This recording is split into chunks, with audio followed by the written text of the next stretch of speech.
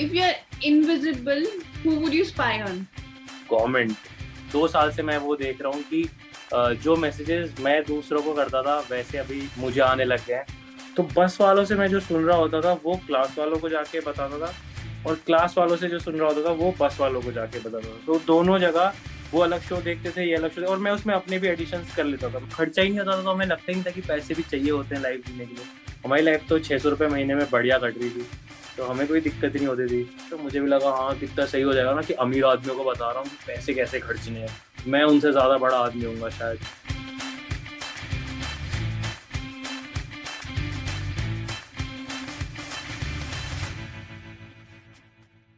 Hello and welcome to Catching Up with Mrinal. My guest today is Shubham Gaur. He's been on YouTube. He's a producer, he's an actor, he's a writer.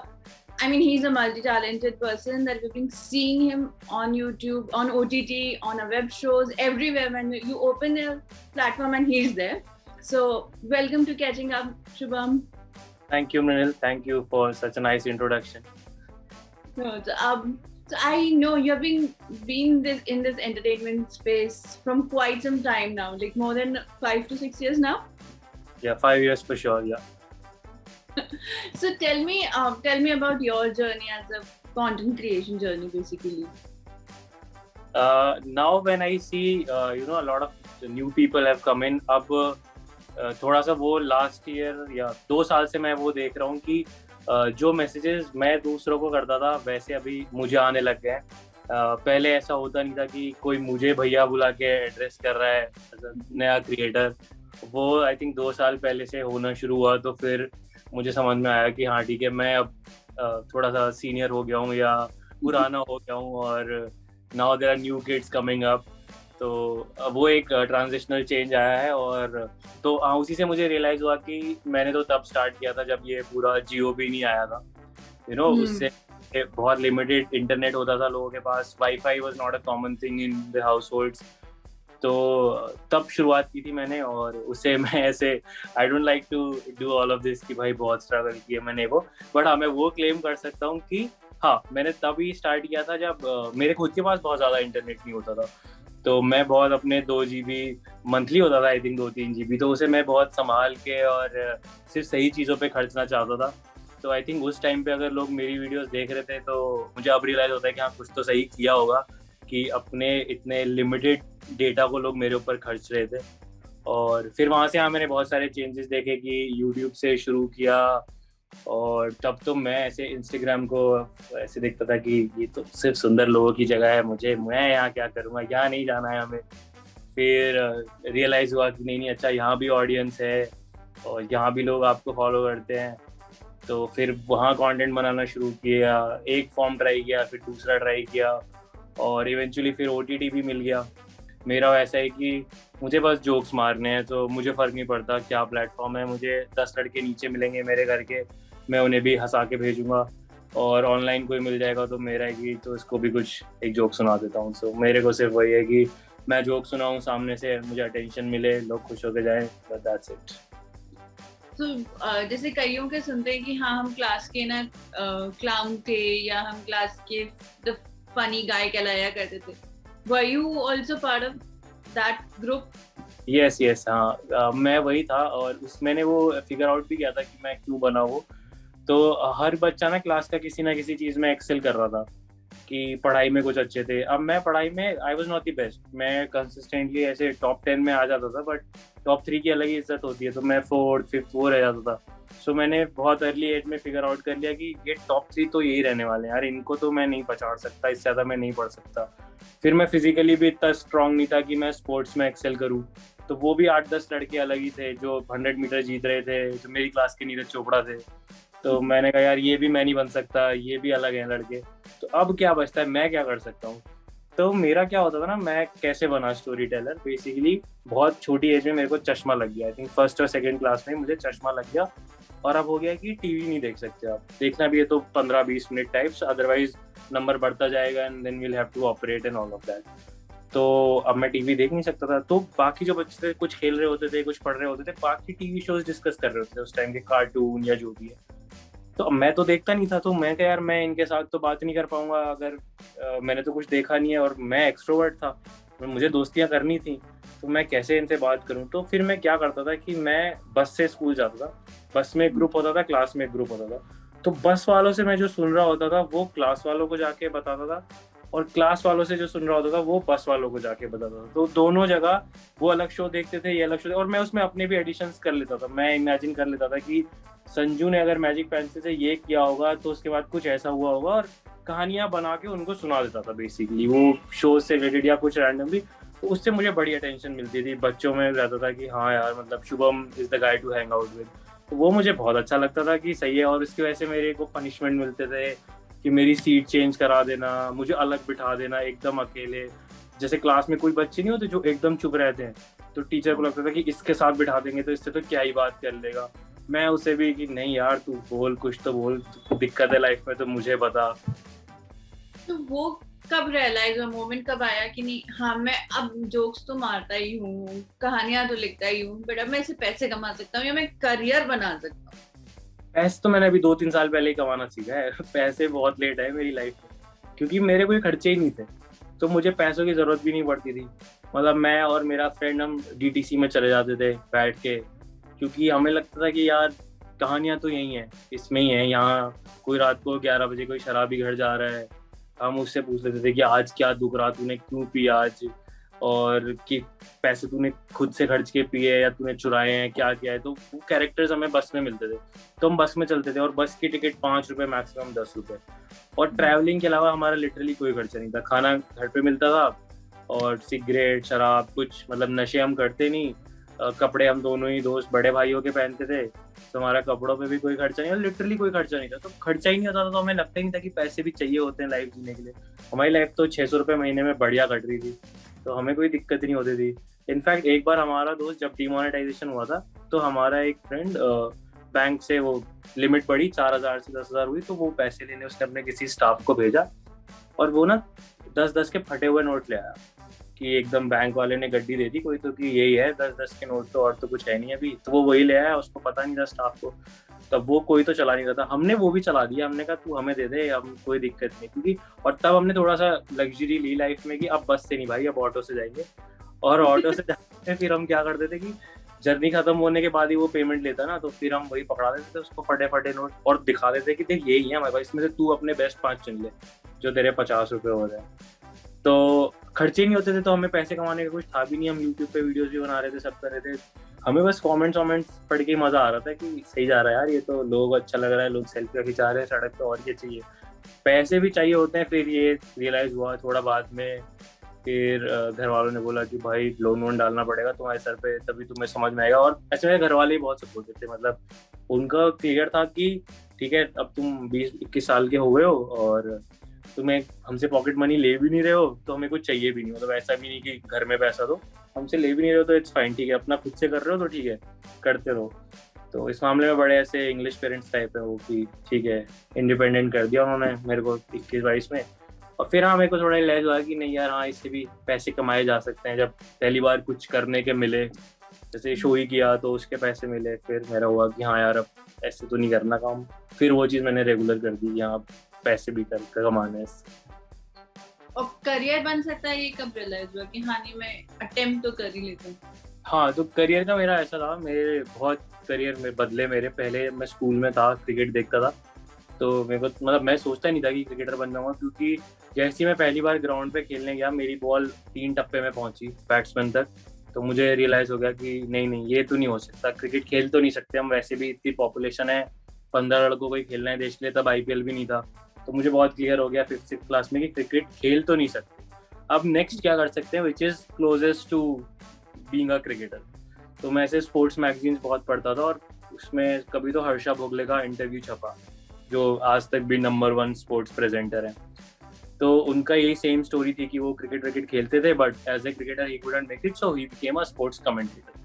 अब मुझे लगा ये सही चीज़ है यार, sports journalist बना जा सकता है, क्योंकि वो एकदम ग्राउंड पे रहते हैं, प्लेयर्स के बाद सबसे क्लोज से गेम को वही देखते हैं, और उसके बाद वो भी कितना सही होता है कि सेम होटल्स में रुकते हैं, प्लेयर्स के साथ ही ट्रैवल करते हैं, तो ऑलमोस्ट बस खेलना भी नहीं है और वही लाइफ आप जी रहे हो। तो फिर मैंने डिसाइड कर लिया कि स्पोर्ट्स जर्नलिस्ट बनना है। अब मैं इसी के हिसाब से पढ़ाई कर रहा हूँ कि मैं यही बनूँगा। अब फिर 11th में आया, 10th में आई स्कोर्ड रियली वेल, तो 11th में मैंने कॉमर्स लिया, फिर मेरे को कुछ इंजीनियरिंग वगैरह करना नहीं था, आर्ट्स हमारे स्कूल में थी नहीं, otherwise I would have gone for arts. तो मैंने कॉमर्स लिया, और ऐसे जो घर में बड़े भैया होते हैं उनको मैंने बताया कि तो जर्नलिस्ट बनना है, स्पोर्ट्स जर्नलिस्ट। अब उन्होंने मेरा पूरा ही ब्रेन वॉश कर दिया, कहते पागल है क्या, जर्नलिस्ट बनेगा, जर्नलिस्ट बनके तू लोगों को चेज करेगा, उससे अच्छा तो खुद ऐसा बनना कि लोग तेरे को चेज करें। और इसमें भी मेरे को क्या बना के सलाह दी कि तू सीए बन जा, उसमें बहुत सही है। अब मैंने तो आज तक नहीं देखा किसी जर्नलिस्ट को सीए को चेज करते हुए, बट तब 16-17 में मेरे को लगा कि हाँ सीए ठीक है, सारे क्लास के टॉपर बच्चे भी यही कर रहे हैं, तो मैं वो करने चला गया। और सीए कोचिंग में कैसा होता है ना कि वो आपको ऐसा दिखाते हैं एकदम सीए का प्रोफेशन कि देखो सचिन तेंदुलकर है जो साल के 600 करोड़ रुपए कमा रहा है, लेकिन उसको बता कौन रहा है कि 600 करोड़ खर्चने कैसे हैं, उसका सीए, तो हम वो बनेंगे। तो मुझे भी लगा हाँ कितना सही हो जाएगा ना कि अमीर आदमियों को बता रहा हूँ कि पैसे कैसे खर्चने हैं, तो मैं उनसे ज्यादा बड़ा आदमी होऊंगा शायद। तो मुझे भी लगा हाँ ये ठीक है, सीए कोचिंग ही करते। तो मैं शुरुआत में तो मैंने बड़ा ऐसे स्पिरिट्स मेरे हाई थे, तैयारी शुरू की, बट फिर मुझे समझ में आ गया कि बहुत पढ़ना पड़ेगा इसके लिए और ये मेरे से नहीं हो पाएगा। तो फिर मैं एस्केप ढूंढ रहा था बस कि कैसे एस्केप करना है यार, इससे कैसे बाहर निकलूं, क्या करना है। और जो भी थॉट्स आते थे वैसे सोशल मीडिया पे लिख देता था अपने, कुछ भी जो जोक्स आए, और सही लोग हंसते थे उस पर, ठीक है, जो भी अपने दोस्त थे 10-12-15 सही चल रहा था मेरे को, तो ठीक है। उसके बाद मैंने यूट्यूब पे वीडियोस देखना शुरू किया, मैंने और मेरे फ्रेंड राजेश ने, और हम ऐसे डिस्कस करते थे कि यार ये तो बातें करते हैं हम और इसी की ये वीडियो बना देते हैं। फिर साथ में मिलके हमने अपना चैनल शुरू किया, और उसको वो शुरुआत से ही चल गया। मतलब जो कुछ वीडियोस हमने डाले ही नहीं थे जो हमें अप टू द मार्क नहीं लग रहे थे, बट जो पहला डाला वही चल गया। फिर दूसरा, by the time we were shooting our third one, सड़क पे लोगों ने पहचान लिया हमें कि अरे आप तो वो आपके पहले 2 वीडियोस देखे हैं। तो तभी डिसाइड कर लिया था कि भाई अब तो यही करना है, फुल टाइम पहचान रहे हैं लोग, इसमें ये सही जा रहा है। तो I think at that moment only we decided कि there is no going back. और मैंने घर पे भी कभी बताया नहीं था कि मैं ये कर रहा हूँ, उनको खुद ही पता चला, उन तक भी आ गई वीडियो। अब पूछ रही है मम्मी तो गाली देना कब सीखा ये, मैं थोड़ी दे रहा हूँ मम्मी, वो मेरा कैरेक्टर है जो गाली दे रहा है। उनको थोड़ा समझाया, फिर किसी फैमिली फंक्शन में गए, 4-6 लोगों ने उनके सामने पहचान लिया, तो उन्हें भी हो गया कि ठीक है कुछ तो ठीक ही कर रहा है, चलो फिर छोड़ दिया उन्होंने भी। So when you say कि हम जोक्स मार रहे हैं, फनी कंटेंट बना रहे हैं, how do you define कि फनी कंटेंट क्या होता है? सबसे पहले तो मुझे लगता है खुद को हंसी आनी चाहिए, मैं ही नहीं हंसूंगा मतलब। और मेरा जितना मोस्टली ह्यूमर है वो ऑब्जर्वेशनल है। मुझे ऐसा लगता है कि मैं कुछ स्टूपिडिटी ऑब्जर्व करता हूँ आसपास अपने, और फिर वो पब्लिक के सामने बोल देता हूँ कि यार ये देखो ये कितनी स्टूपिड चीज़ हो रही है, ऑब्जर्व की और वो बोल दिया। तो पहले मुझे खुद को फनी लगना चाहिए, और जब मुझे हंसी आती है तो फिर मैं ऑडियंस के सामने रखता हूँ। और हाँ मतलब मैं तो ऐसे ही डिफाइन करता हूँ कि मुझे हंसी आ रही है तो आई थिंक मेरे जैसे, ह्यूमर वैसे बहुत सब्जेक्टिव है, बट मेरे जैसी भी होगी ना बहुत, तो मुझे फनी लग रहा है तो और भी बहुत सारे लोगों को लगेगा। And do you self police ये टॉपिक्स कवर करने या ये टॉपिक्स नहीं कवर करने? नहीं मतलब जो भी चीज स्टूपिड है उस पर तो बोलना ही चाहिए, और बस कभी भी ना ऐसे साइड नहीं लेनी चाहिए मेरे हिसाब से, कि आप कभी बायस नहीं लगने चाहिए व्हाइल डूइंग कॉमेडी। ये नहीं लगना चाहिए कि यार ये सिर्फ इसी पे जोक बनाता है, इस पे तो कभी नहीं बनाता, क्योंकि मोस्टली लोग वही लेके आते हैं कि उस पे तो कुछ नहीं बोला तूने। तो जब आप सब पे बोलोगे तो फिर वो क्या ही बोलेंगे, उनको भी पता है कि यार आज अगर इसको यहाँ इसके इस जोक पे नहीं हंसे तो कल को जब ये हमारे वाले की, मतलब मैं बोलना था हमारे वाले की लेगा, बट जब हमारे वाले पे जोक करेगा तो तब भी तो मतलब वही है ना कि अगर आप सबका ही मजाक उड़ा रहे हो तो फिर फर्क नहीं पड़ता लोगों को। और बस हाँ नेम कॉलिंग से थोड़ा बचता हूँ मैं अब, मुझे लगता है कि थोड़ा ऐसे मैं स्टेक्स हाई हैं अभी थोड़े मेरे, लोगों का वो हो गया है मेरे साथ, इतने सारे लोग एसोसिएट हो गए हैं तो I am not that much independent any more. तो हाँ ऐसे किसी का क्लियर नाम मत लो कि उसने क्या कर दिया, स्मार्टली बोल दो थोड़ा, उस चीज़ का मैं ध्यान रखता हूँ कि इतना स्मार्टली बोल दो कि जो एकदम ही ऐसे लोग हैं कि ऑफेंड हो जाते हैं, उन्हें समझ ही ना आए कि किसको बोला है किसको नहीं बोला। So you have done YouTube videos, you have done writing, you have done acting, now you are a producer too. So where do you find yourself most comfortable कि हाँ ये मेरा जोन है, ये मुझे करना सबसे ज्यादा अच्छा लगता है? राइटिंग ही लगता है मुझे तो सबसे अच्छा, कि मैं लिखूं। अब मेरे लिखे पे या तो मैं खुद परफॉर्म करूं या कोई और परफॉर्म करे, वो उतना फर्क नहीं पड़ता, बट हाँ राइटिंग ही मुझे सबसे सही लगता है। If you have to review, honest review, how will you do it? I think हम तो बहुत ऑनेस्ट रहे हैं उसमें, और उसका कई बारी हमें थोड़ा सा खामियाजा भी भुगतना पड़ा है, ज़्यादा ऑनेस्ट हो गए हैं जब हम, थोड़ा सा मुझे लगता है हमें पॉलिटिकली करेक्ट भी रहना चाहिए, बिकॉज कई बार क्या हो जाता है कि we never knew will become this big, ठीक है, we were 3 boys who were doing it, so we started doing it, and जो हमें एक्चुअली में लगता था हम बोल देते थे, एंड मतलब अभी भी बोलते ही हैं, and that is something which people liked about us always, कि हाँ यार एकदम कनेक्ट फील होता है कि कुछ स्क्रिप्टेड नहीं होता है, एक तो वो हम एक मूवी देख के आते हैं और हमें तो ऐसे एक्सट्रोवर्ट हुई कि आई am the first one two make friends, कि अगर मैं किसी अनजान लोगों के साथ भी काम कर रहा हूँ तो अगर सबसे नहीं भी दोस्ती होगी तो एक दो लोग तो मैं अपने जैसे स्पॉट कर ही लूंगा कि हाँ I have to spend time with them, या इनके साथ मैं चिल कर सकता हूँ। तो सलोनी थी तो मतलब मेरे को ऐसे कुछ डिफरेंस नहीं लगा कि बाकियों के साथ काम करके अलग लगता है और बहन के साथ काम करना अलग लगता है। आई हैव चोजन दिस ना कि मुझे ये काम करना है, तो फिर मेरे को तो एंजॉय करना ही पड़ेगा। आई कांट कंप्लेन कि नहीं यार बहुत स्ट्रेस है और जोक लिखना तो बहुत डिफिकल्ट होता है, फिर कंप्लेन करनी है तो फिर मुझे आना ही नहीं चाहिए था, इसमें कुछ और करना चाहिए था मुझे। जो मुझे डिफिकल्ट लगा वो सब तो मैं छोड़ा है, तो मैंने खुद ही चूज किया है, तो अब तो एंजॉय करना है और ऑप्शन ही क्या है। How was working on hostel days as an experience for you when if it's not very close to you? नहीं, it is actually very close to me, but I like मेरे को सबसे अच्छा वही लगा कि वो लगा ही नहीं कि हम काम कर रहे हैं, ठीक है। जैसे अनकॉमन सेंस में क्या था कि I have to deliver, I am the producer of the show, I am one of part of the writing room, तो मैं नहीं काम करूंगा वो मेरे को ऑप्शन ही नहीं है। वहाँ सारा मतलब काम करने में तो मजा आ ही रहा था, बट सारा सरदर्द भी मेरे ऊपर ही था, because it's my money, I am investing in it, तो बहुत ज्यादा था उसमें। हॉस्टल डेज में क्या है कि it was like a vacation. वो एक तो सारे मतलब एक तो जितने भी शो थे वैसे मैंने काम किया है, mostly people are of my age, तो वो तो अच्छा रहता ही है, बट ये मतलब कैसे बोलूँ कि सारी जनता, वो पूरा एटमॉस्फेयर वो रहता ही इतना लाइट है, वेकेशन जैसा लगता है एकदम ही।